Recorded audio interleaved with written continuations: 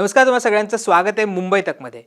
काही वेळापूर्वीच महाविकास आघाडी आणि वंचित बहुजन आघाडीचे नेते प्रकाश आंबेडकर यांची बैठक पार पडलेली आहे। या बैठकीचा फारसा तपशील जरी समोर येऊ शकला नसला तरी प्रकाश आंबेडकरांनी आणखी एक बैठक होणार आहे असं सांगितलेलं आहे। त्याचबरोबर संजय राऊत यांनी सुद्धा बैठकीनंतर बाहेर येत एक प्रतिक्रिया दिलेली आहे आणि त्याच्यामध्ये त्यांनी ही बैठक सकारात्मक झाली आणि पुढची बैठक आम्ही काही दिवसांमध्ये घेऊ असं सुद्धा ते म्हटलेले आहेत। त्यामुळे मविया आणि व्हीबीए एकत्र येणार का, कुठल्या जागांवर वंचित बहुजन आघाडी निवडणूक लढवणार, ह्या सगळ्या ज्या गोष्टी आहेत त्या अजूनही गुलदस्त्यात आहेत।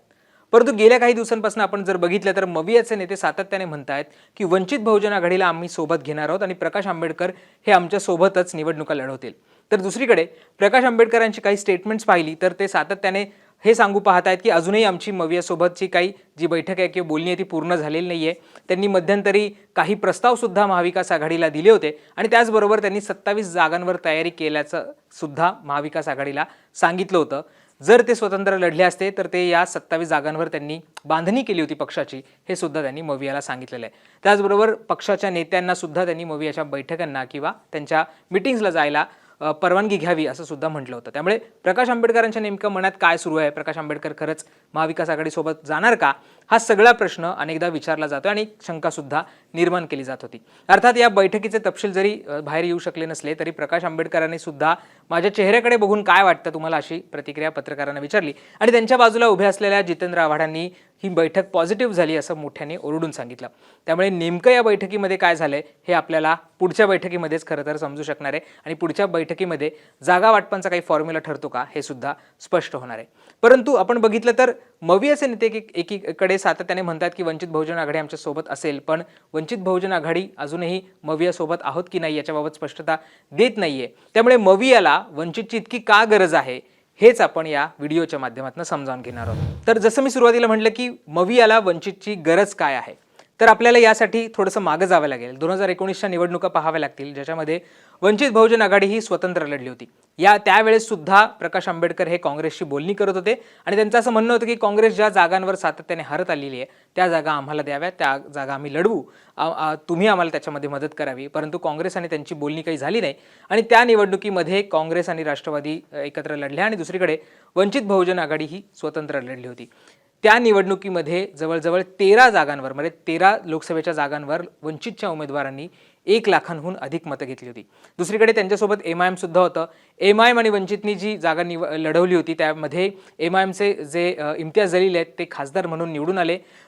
छत्रपती संभाजीनगरमधनं ते खासदार झालेले आहेत, अजूनही ते खासदार आहेत आणि त्यानंतर खरं तर एमआयएम आणि वंचितची युती सुद्धा तुटली होती। त्यामुळे 13 जागांवर वंचितचे जे उमेदवार आहेत त्यांनी 1 लाखांहून अधिक मतं घेतली होती। त्यामुळे वंचितचा एक वोट बँक त्या काळामध्ये तयार झालेली आपल्याला पाहायला मिळाली होती आणि त्यानंतर सातत्याने आलेल्या विधानसभाच्या निवडणुका असेल त्याच्यामध्ये सुद्धा अनेक जागांवर वंचितच्या जे उमेदवार होते त्यांनी भरघोस मतं घेतली आणि त्याचा फटका कुठेतरी त्यावेळेच्या आघाडीला म्हणजे काँग्रेस आणि राष्ट्रवादीच्या उमेदवारांना बसल्याचं पाहायला मिळालं होतं आणि त्यामुळेच काँग्रेस राष्ट्रवादी असेल या दोन्ही पक्षांच्या नेत्यांना असं वाटत होतं की प्रकाश आंबेडकर हे आपल्या सोबत असले पाहिजे, वंचित बहुजन आघाडी ही आपल्या सोबत असली पाहिजे।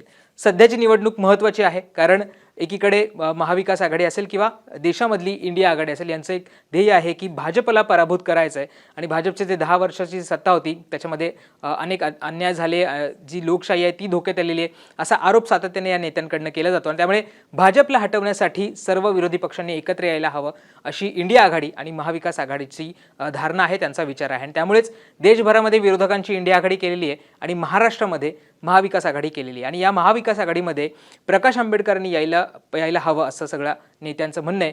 जर प्रकाश आंबेडकर सोबत आले तर देशामध्ये इंडिया आघाडीला सुद्धा जी बाजू आहे ती स्ट्रॉंग होईल आणि जे एनडीएचं गव्हर्नमेंट आहे किंवा जे युती सरकार आहे त्याला हरवायला मदत होईल असं सगळ्यांचं म्हणणं आहे आणि म्हणूनच प्रकाश आंबेडकर हे महाविकास आघाडीसोबत यायला हवे असं त्यांचं मत आहे। त्याचबरोबर पुन्हा एकदा जर प्रकाश आंबेडकर स्वतंत्र लढायचा त्यांनी निर्णय घेतला तर यावेळी सुद्धा महाविकास आघाडीला जे आपण 13 जागा म्हटलं त्या जागांवर फटका बसू शकतो। गेल्या काही वर्षांपासून जे वंचित बहुजन आघाडीचे नेते आहेत ते वेगवेगळ्या भागांमध्ये जात आहेत, सभा घेत आहेत. प्रकाश आंबेडकरांनी सुद्धा अनेक ठिकाणी सभा घेतलेल्या आहेत आणि अनेक मतदारसंघ त्यांनी बांधलेले आहेत. 2024ची निवडणूक कशी लढवली पाहिजे याची स्ट्रॅटेजी त्यांनी आखलेली आहे आणि त्या पद्धतीने त्यांनी अनेक मतदारसंघांमध्ये त्यांच्या पक्षाची, पक्ष संघटनेची बांधणी केलेली आहे आणि त्यामुळेच मवियाच्या नेत्यांना सुद्धा ही सगळी गोष्ट माहिती आहे. प्रकाश आंबेडकरांचा एक मोठा मतदार आहे आणि तो त्यांच्याशी लॉयल आहे. जर प्रकाश आंबेडकर पुन्हा एकदा स्वतंत्र लढले तर या 13 जागांवर पुन्हा एकदा मवियाला फटका बसू शकतो आणि त्याचा फायदा महायुतीला कुठेतरी होऊ शकतो. त्यामुळे सुद्धा प्रकाश आंबेडकर आपल्या सोबत असायला हवेत असं मवियाला वाटतं.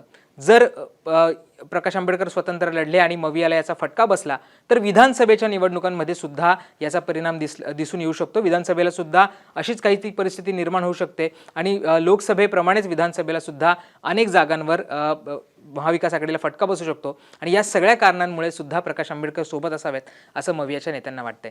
हे झालं महाविकास आघाडीच्या बाबतीत. पण प्रकाश आंबेडकरांना किंवा त्यांच्या वंचित बहुजन आघाडीला सुद्धा मवियाची गरज आहे आणि ती गरज कशासाठी आहे हे सुद्धा समजून घेणं महत्त्वाचं आहे. जसं आपण सुरुवातीला म्हटलं की 13 जागांवर वंचितच्या उमेदवारांनी 1 लाखांहून अधिक मतं घेतली होती, परंतु इम्तियाज जलील जे खरं तर MIMचे खासदार म्हणून निवडून आले, तो युतीतला त्यांच्या आघाडीतला खासदार सोडला तर अजून कुठल्याच जागेवर वंचित बहुजन आघाडीला विजय मिळवता आला नव्हता. खुद्द प्रकाश आंबेडकर हे सोलापूर आणि अकोल्यामधनं उभे होते.